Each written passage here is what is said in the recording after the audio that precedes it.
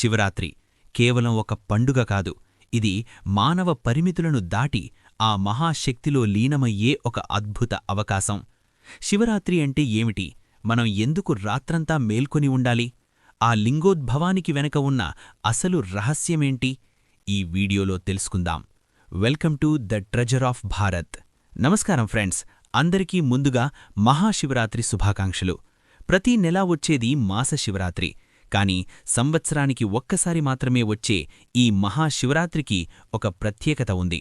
Science ప్రకారం చూసినా, spirituality ప్రకారం చూసినా, ఈరోజు భూమి యొక్క ఉత్తరార్ధగోళంలో ఒక విచిత్రమైన శక్తి ప్రవాహం జరుగుతోంది. మానవ శరీరంలో శక్తి సహజంగానే పైకి ఎగబాకే రోజు ఇది. అందుకే మన పెద్దలు అంటారు, ఈ రాత్రి వెన్నుముక నిటారుగా ఉంచి జాగరణ చేస్తే మనిషి దైవంగా మారే అవకాశముందని. పురాణాల ప్రకారం మహాశివరాత్రి అంటే శివుడు లింగరూపంలో ఉద్భవించిన రోజు. దీని వెనక ఒక అద్భుతమైన కథ ఉంది. ఒకనాడు బ్రహ్మదేవుడికి విష్ణుమూర్తికి మధ్య ఒక చిన్న అహంకారం తలెత్తింది. నేను గొప్ప అంటే నేను గొప్ప అని వాదన మొదలైంది. ఆ సమయంలోనే వారిద్దరి మధ్య ఒక భారీ అగ్నిస్తంభం ప్రత్యక్షమైంది. దానికి ఆదిలేదు, అంతంలేదు. ఆ స్తంభం నుండి ఒక గంభీరమైన స్వరం వినిపించింది. మీ ఇద్దరిలో ఎవరైతే నా ఆదినో అంతాన్నో కనుక్కుంటారో వారే గొప్ప. విష్ణువు వరాహరూపంలో కిందకి వెళ్లాడు. ఎంత లోతుకి వెళ్లినా ఆ అగ్నిస్తంభం మూలం దొరకలేదు. ఆయన తన ఓటమిని అంగీకరించాడు. బ్రహ్మ హంసరూపంలో పైకి వెళ్లాడు. ఎంతకీ అంచు దొరకలేదు. కాని శివుడి దగ్గర అబద్ధం చెప్పాడు, నేను శిఖరాన్ని చూశాను అని. అప్పుడు ఆ అగ్నిస్తంభం బద్దలైంది. అందులోంచి సాక్షాత్తు పరమశివుడు ఉగ్రరూపంలో బయటకు వచ్చాడు. అదే లింగోద్భవం.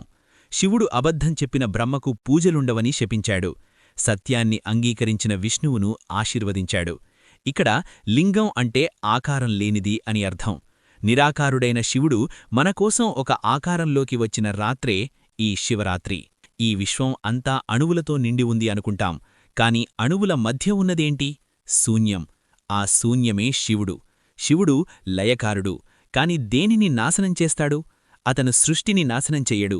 అజ్ఞానాన్ని, అహంకారాన్ని, భయాన్ని నాశనం చేస్తాడు. ఆయన మెడలోని పాము ఎలర్ట్నెస్కు సంకేతం. ఆయన భస్మం అంతా మట్టిలో కలిసిపోయేదే అన్న వాస్తవానికి సంకేతం. మూడవ కన్ను జ్ఞానానికి సంకేతం. శివరాత్రి రోజున మనం ఉపవాసం ఎందుకుంటాం? శరీరాన్ని తేలికగా ఉంచడానికి.